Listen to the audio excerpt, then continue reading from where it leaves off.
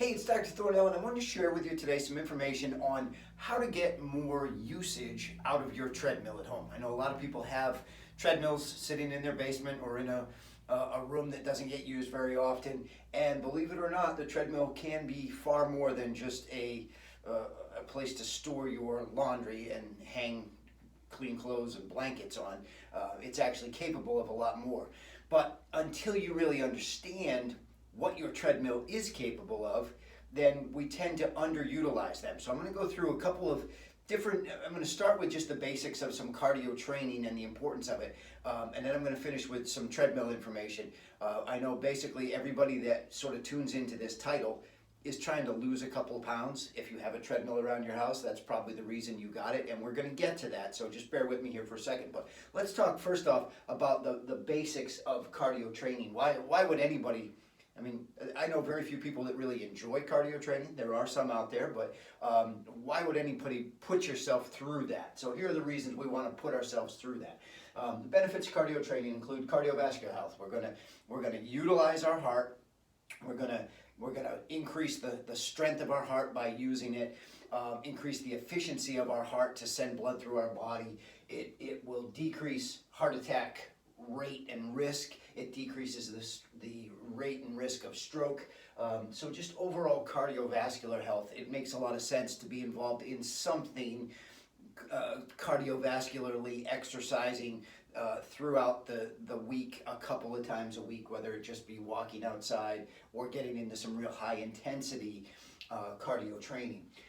In addition, it will oxygenate your brain as we force the heart to beat more frequently and more forcefully. It sends more blood to more parts of our body, allowing oxygen and nutrients to reach different parts of our body, including your brain. When we're exercising, we're detoxifying our body through sweat. That's one of the ways we rid ourselves of waste products.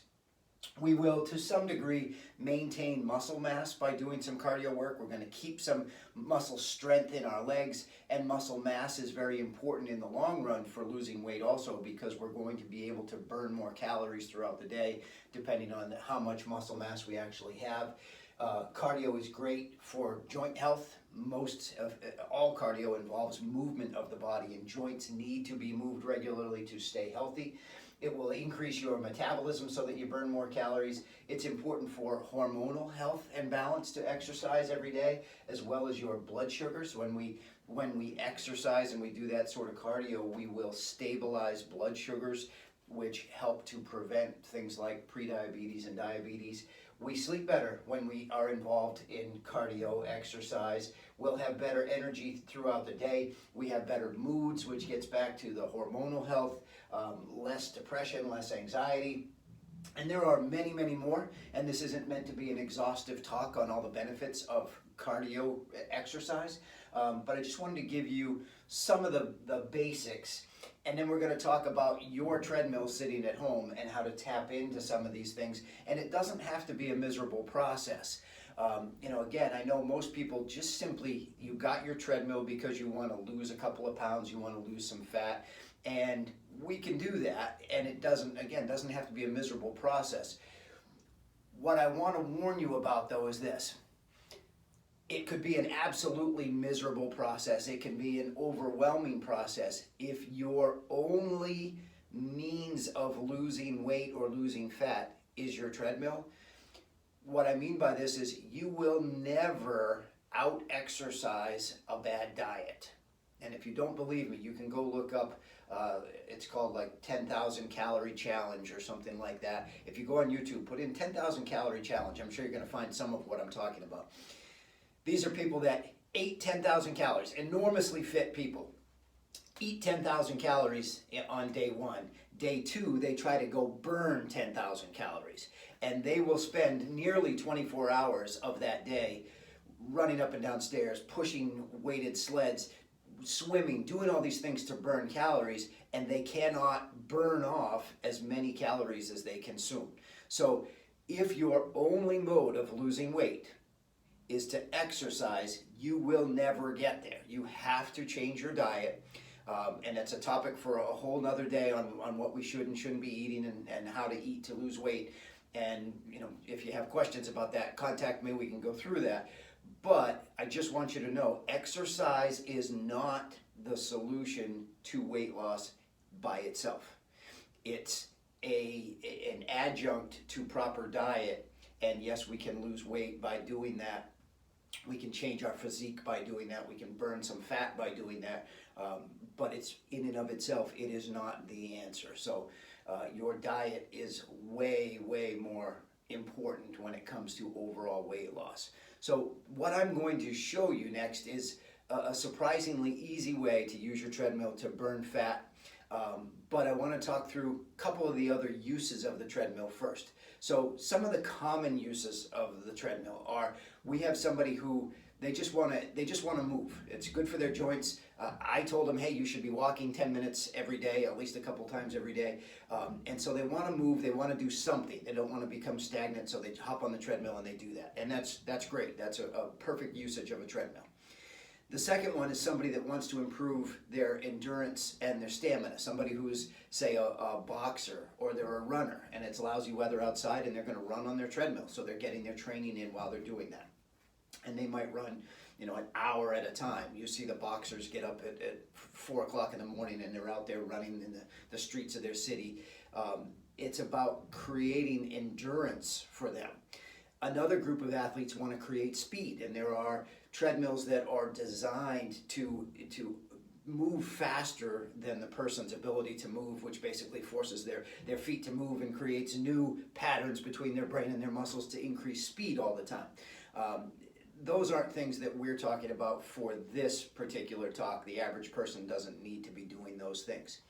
What we need to do is we need to understand a couple different types of workouts, why they do what they do, and then figure out what's best for you. And that's what we're going to do right now. So the different types of workouts that you do on the treadmill, we mentioned a couple with the long running and the speed type workouts. For the average person, there are two real types of workouts. There's what's called a HIIT workout. The HIIT stands for high intensity interval training. That means somebody gets on the treadmill and they run as fast as they can for 20, 30 seconds, 15 to 20, 30 seconds. And then for the next 30 seconds or the next minute or minute and a half, they're walking at a comfortable pace. And then they go again at they're all out 15, 20, 30 seconds, and then they walk. And that type of training causes dramatic increase in heart rate, but then we relax and we get dramatic increase in heart rate and we relax. And that type of workout, not just on the treadmill, but also doing things like burpees and jump rope, that's a very popular type of workout right now. It does burn a lot of calories. It does get a great sweat going, and those things are important, as we've mentioned. But it's not the end-all to be-all when it comes to your treadmill. A second type of training is what's called LISS, L-I-S-S, which is low intensity, just the opposite, steady state training.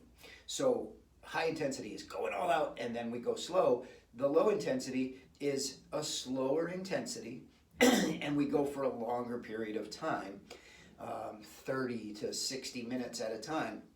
Those are the people you see that get on the treadmill and they're just simply walking, put the treadmill at an incline and they're walking. Why would somebody do that, and how can that actually be a benefit if high intensity training is also a benefit? If we're going through all that hard work and that's a benefit, how can this other one be a benefit?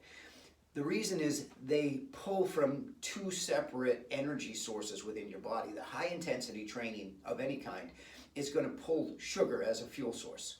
It demands immediate response, and sugar is that source. And when it runs out of sugar, it demands sugar from the muscles and the liver, and eventually it would start to burn some protein out of the muscles, and it will, again, burn lots of calories, give us a good sweat.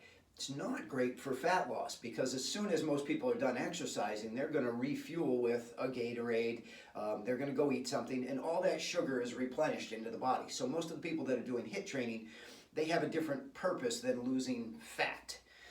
The low intensity training at that heart rate, as we're just, barely even breathing heavy, we can carry on a nice conversation as we're doing this. That's where fat is targeted the most. So how do we discover where that rate is for us? we go and we look at, when we exercise, there's something that's called your max heart rate that we want to target as we're exercising. So your max heart rate would be the number 220 minus your age.